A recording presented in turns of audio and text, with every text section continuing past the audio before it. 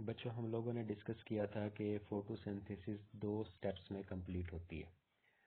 पहला स्टेप था light reaction. Light reaction में एटीपी और एनएडीपीएच बनती है साइक्लिक और नॉन साइक्लिक फास्फोराइलेशन के जरिए। और ये जो एटीपी और एनएडीपीएच लाइट रिएक्शन में बनी है, ये डार्क रिएक्शन में यूज हो जाती हैं।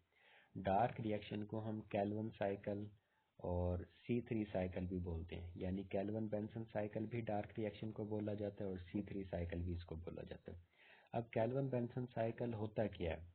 कैल्विन बेंसन साइकिल जो है, ये एक सीरीज ऑफ रिएक्शन है। इस सीरीज ऑफ रिएक्शन में कार्बन फिक्स होती है और कार्बन की फिक्सेशन के नतीजे में शुगर बन जाती है और इसको हम कैल्विन बेंसन साइकिल का नाम देते हैं। इस सीरीज ऑफ रिएक्शन को हम क्या बोलते हैं? Calvin Benson cycle.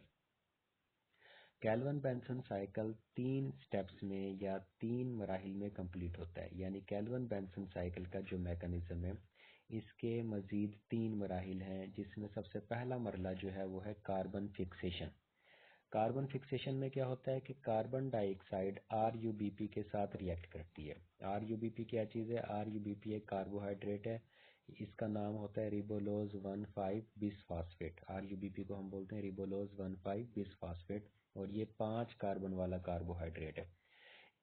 3 carbon dioxide के मॉलिक्यूल और 3 RuBp के मॉलिक्यूल रिएक्ट करते हैं। अब RuBp में क्योंकि 5 कार्बन है और 3 मॉलिक्यूल इसके रिएक्शन में हिस्सा ले रहे हैं, तो इसके कार्बन टोटल कितने हो गए? 15।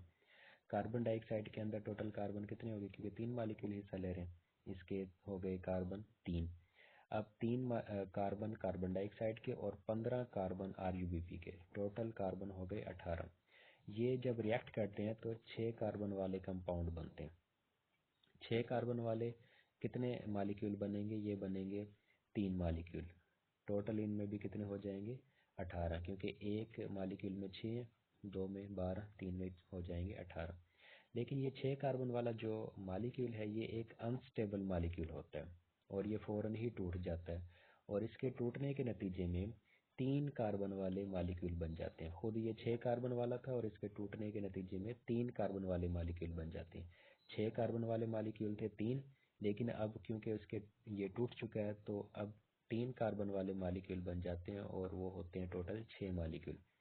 तो 6 कार्बन वाले 3 मॉलिक्यूल से 3 कार्बन वाले 6 मॉलिक्यूल जो हैं वो बन जाते हैं और उसका नाम होता है 3-फॉस्फोग्लाइसरेट।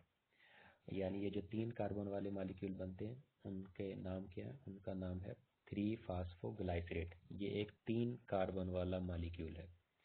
तो 3-फॉस्फोग्लाइसरेट का बनना कार्बन फिक्सेशन वाले मरहले में होता है। कार्बन फिक्सेशन के मरहले में 3-फॉस्फोग्लाइसरेट बनता है और इस मरहले में जो एंजाइम यूज होता है, उस एंजाइम का नाम है रूबिस्को। रूबिस्को कार्बन फिक्सेशन वाले मरहले में यूज होता है और इस मरहले को कार्बन फिक्सेशन का नाम क्यों दिया जाता है? क्योंकि यहाँ पर कार्बन डाइऑक्साइड यूज हुई है। कार्बन डाइऑक्साइड में जो कार्बन है, क्योंकि वो कार्बन डाइऑक्साइड का हिस्सा है और कार्बन डाइऑक्साइड एक इनऑर्गेनिक मॉलिक्यूल है, तो इनऑर्गेनिक सोर्स की कार्बन 3-फॉस्फोग्लाइसरेट का हिस्सा बन जाती है और 3-फॉस्फोग्लाइसरेट एक ऑर्गेनिक कंपाउंड है। तो इनऑर्गेनिक सोर्स की कार्बन ऑर्गेनिक सोर्स का हिस्सा बन जाती है, इसीलिए हम इस स्टेप को कार्बन फिक्सेशन बोलते हैं। अब कार्बन फिक्सेशन के बाद जो दूसरा मरला है कैल्विन साइकिल का, वो है रिडक्शन। कार्बन फिक्सेशन में क्या बना था? 3-फॉस्फोग्लाइसरेट। 3-फॉस्फोग्लाइसरेट को हम PGA भी कहते हैं। PGA की फास्फोराइलेशन होती है, यानी ATP का फास्फोरस इसमें ऐड हो जाता है और ये बन जाती है, यानी PGA अब बन जाता है 1,3-बिसफॉस्फोग्लाइसरेट और इसके भी 6 मॉलिक्यूल होते हैं, क्योंकि PGA के भी 6 थे, 1,3-बिसफॉस्फोग्लाइसरेट के भी 6 मॉलिक्यूल होते हैं। अब जो ATP के जरिए इसकी फास्फोराइलेशन हुई है, ATP कहाँ से आई? ATP वही थी जो कि लाइट रिएक्शन में प्रोड्यूस हुई थी। जब 1,3-बिसफॉस्फोग्लाइसरेट बन जाता है, 1,3-बिसफॉस्फोग्लाइसरेट के 6 मॉलिक्यूल बन जाते हैं, तो फिर इनकी रिडक्शन होती है। रिडक्शन कौन करता है? NADPH। NADPH कौन सा? ये भी वही है जो कि लाइट रिएक्शन में प्रोड्यूस हुआ था। NADPH रिड्यूस करेगा 1,3-बिसफास्फोग्लाइसरेट को और 1,3-बिसफास्फोग्लाइसरेट अब बन जाएगा 3-फास्फोग्लाइसर एल्डिहाइड यानी PGAL। और कितने मॉलिक्यूल बनेंगे? ये भी 6 होंगे। अब इन 6 PGAL के मॉलिक्यूल में से एक PGAL साइकिल छोड़ देता है और जो साइकिल छोड़ देता है उसी से ही फिर शुगर सिंथेसाइज होती है और फोटोसिंथेसिस की जो एक्चुअल प्रोडक्ट है वो यही एक 3 कार्बन वाला कंपाउंड यानी PGAL है जो कि साइकिल छोड़ देता है और इसी से ही फिर शुगर यानी ग्लूकोज और मजीद जो प्रोडक्ट्स होती हैं प्रोटीन्स वगैरह वो सारा कुछ फिर इसी से ही बनता है। एक्चुअल प्रोडक्ट यही होती है PGAL। और रिडक्शन वाले मरले के अंदर जो एंजाइम यूज होता है उस एंजाइम का नाम है ट्राइओज फास्फेट डिहाइड्रोजिनेज। अब हम ये डिस्कस कर रहे थे कि PGAL के यानी 3-फास्फोग्लाइसर एल्डिहाइड के 6 मॉलिक्यूल हैं। एक साइकिल छोड़ चुका है जिससे शुगर यानी ग्लूकोज वगैरह सिंथेसाइज होंगी और 5 जो है वो PGAL के मॉलिक्यूल बाकी हैं। अब PGAL के 5 मॉलिक्यूल क्या करते हैं? वो RUBP को रीजनरेट करते हैं। कौन से RUBP को? जो कि कार्बन फिक्सेशन में यूज हुआ था रिबोलोज 1,5-बिसफास्फेट, उसको रीजनरेट करते हैं, दोबारा से बनाते हैं ताकि अगला साइकिल स्टार्ट कराया जा सके। तो PGAL जो है वो डाईहाइड्रोक्सी एसीटोन फास्फेट में कन्वर्ट होता है। अब इस मरहले में हम जहाँ पर भी यानी रीजनरेशन वाला जो हम स्टेप डिस्कस कर रहे हैं इसमें जहाँ पर भी हम डाईहाइड्रोक्सी एसीटोन फास्फेट का नाम लेंगे उसका मतलब PGAL ही होगा। और इस मरहले में यानी रीजनरेशन ऑफ RUBP में टोटल जो 5 PGAL के मॉलिक्यूल थे वो पांचों के पांचों यहाँ पर यूज हो जाएंगे और RUBP बन जाएगी। अब दो molecule dihydroxy acetone phosphate, dihydroxy acetone phosphate का मतलब भी क्या है? PGAL, क्योंकि डाईहाइड्रोक्सी एसीटोन फास्फेट भी PGAL से ही बनती है। तो दो मॉलिक्यूल डाईहाइड्रोक्सी एसीटोन फास्फेट के कंडेंस हो जाते हैं, कंडेंस होकर बना देते हैं फ्रुक्टोज 1,6-बिसफास्फेट। फ्रुक्टोज 1,6-बिसफास्फेट की हाइड्रोलाइसिस हो जाती है और ये हाइड्रोलाइज होने के बाद फ्रुक्टोज 6 फास्फेट बना देता है। अब दो PGAL यूज हो चुके हैं 5 में से। अब ये जो दो यूज हो चुके हैं इन दो के यूज होने से क्या बन चुका है? Fructose 6 phosphate. और फ्रुक्टोज 6 फास्फेट के साथ एक और PGAL का मॉलिक्यूल यूज हो जाता है, यानी दो यूज हो गए थे, अब तीसरा मजीद यूज हो रहा है। तीसरा मजीद जब इसके साथ यूज होता है तो ये बना देता है इरिथ्रोज 4 फास्फेट एंड जाइलुलोज 5 फास्फेट। ये दो मॉलिक्यूल बन जाते हैं इरिथ्रोज 4 फास्फेट और जाइलुलोज 5 फास्फेट। 3 PGAL यूज हो गए और इरिथ्रोज 4 फास्फेट बन गया और जाइलुलोज 5 फास्फेट बन गया।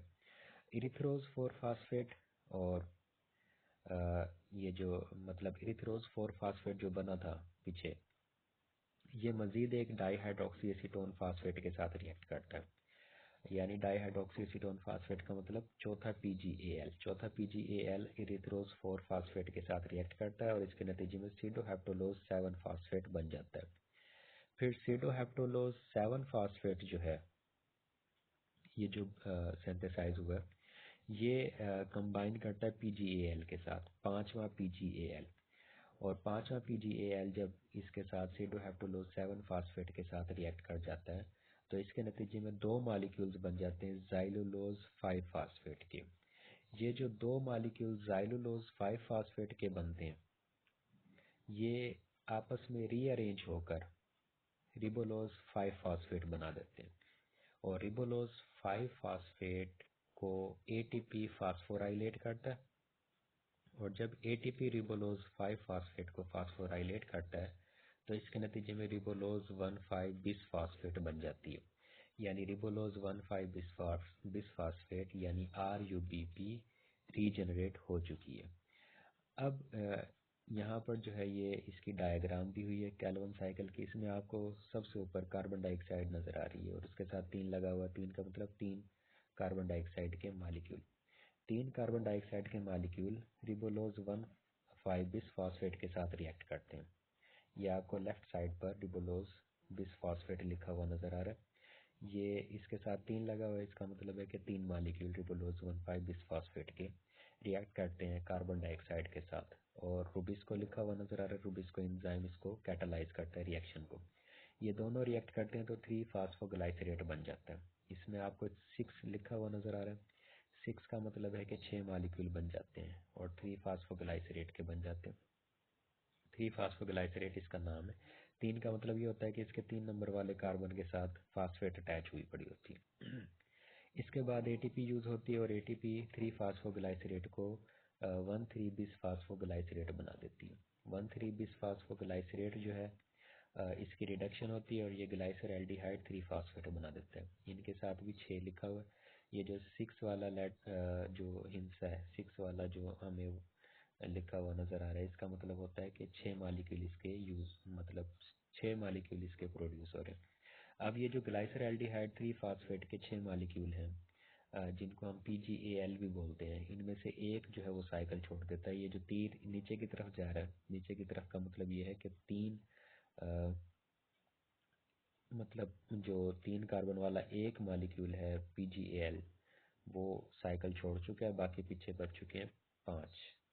वो 5 जो हैं G3P बनाते हैं। G3P के बाद वो रिबोलोज 1,5-बिस फास्फेट बना देते हैं, जो हमने पूरा एक प्रोसेस डिस्कस किया था रीजनरेशन वाला।